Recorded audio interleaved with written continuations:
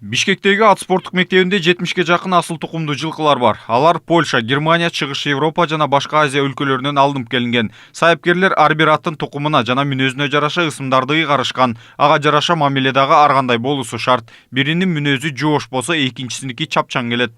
Мен алтыда 3 килограммдан жешет. Түшкү саат 12-де жешет.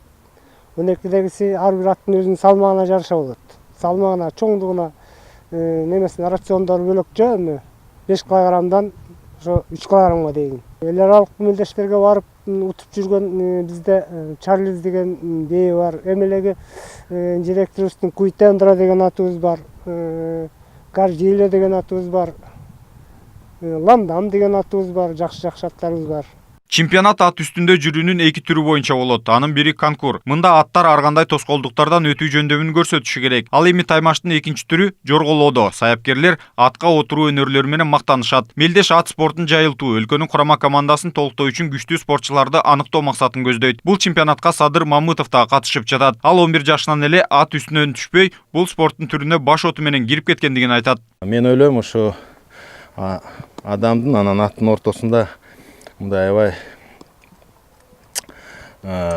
жакшы мамиле болуш керек да. Аябай тесный мамиле, кандай десем, ушундай. Анан ошондой мамиле бар болсо, анда результат болот. Ушу Бишкек шаарынын чемпионаты болуп атат.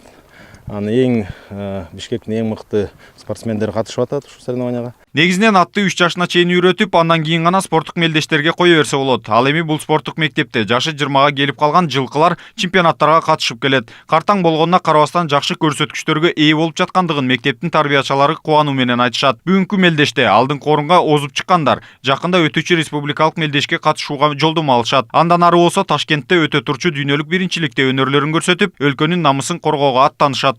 Я считаю, удовлетворительно. Чемпионат бир жылда бир жолу өтүп турат. Мында биз мыктыларды өлкө курама командасына алабыз. Бул жерде ар бир катышуучуга өзгөчө көңүл бурабыз. Аттар жана аны чаптырган адам бардык тоскоолдуктарды таза өтүшү керек. Илинип турган такталарды жыкпай, тегиз өтсө, айып упай салынбайт. Буюрса бул чемпионаттын жеңүүчүлөрү Ташкентте өтө турчу дүйнөлүк мелдешке жакшы даярдыктар менен барат деген үмүттөбүз. Ат багуучулардын айтымында бул жерге бир гана ат спортуна кызыккандар келбестен, ден соолугунан жабыркаган өспүрүм балдар дагы убактыларын өткөрүшөт. Айрыкча ат үстүндө жүрүү, шал оорусунан жабыркагандар үчүн табылгыс даба дешет саяпкерлер. Данияр Үсөров, Рамазан Сушанло, Вести Бишкек.